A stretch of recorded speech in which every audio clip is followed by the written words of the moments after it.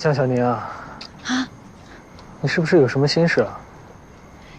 其实，是有件特别开心的事儿，但是，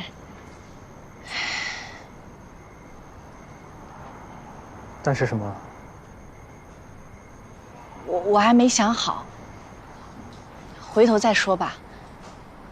好吧，那你也早点休息。老板，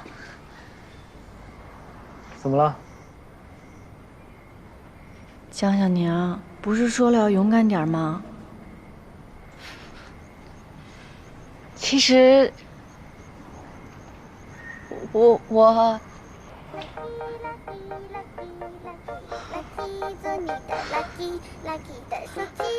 老板，我接个电话，你等我一下。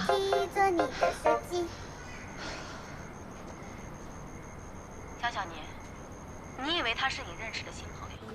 不但可以帮忙，还可以给公司带来项目，心里一定很开心吧？您在说什么？我听不明白啊。你知道什么叫引火自焚吗？什么？什么跟什么啊？那你想想，他刚好出现在湖边，又拍了你的照片，刚好要办影展，又要请你帮忙设计，怎么有这么多巧合呢？那只是因为，他刚好就是顾总的前女友。他那么愿意接近你，跟你成为朋友，你以为遇见知心大姐姐了吧？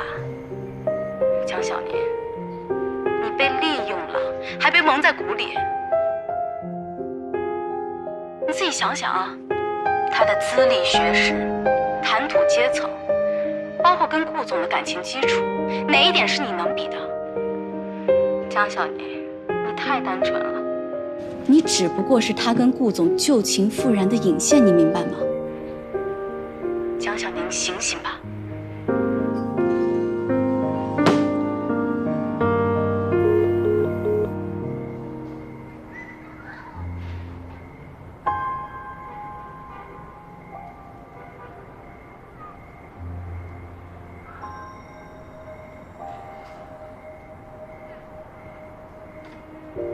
江小宁啊，你怎么了？没事啊，老板。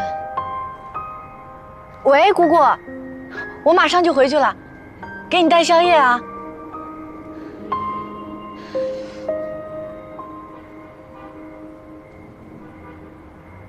你到底要说什么啊？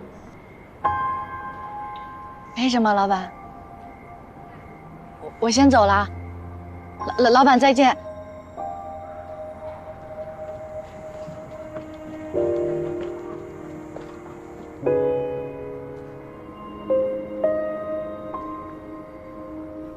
这怎么了？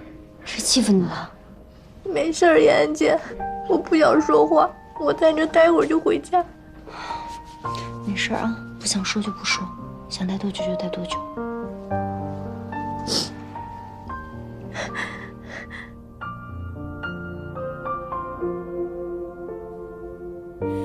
命运有些讨厌，把我在乎的人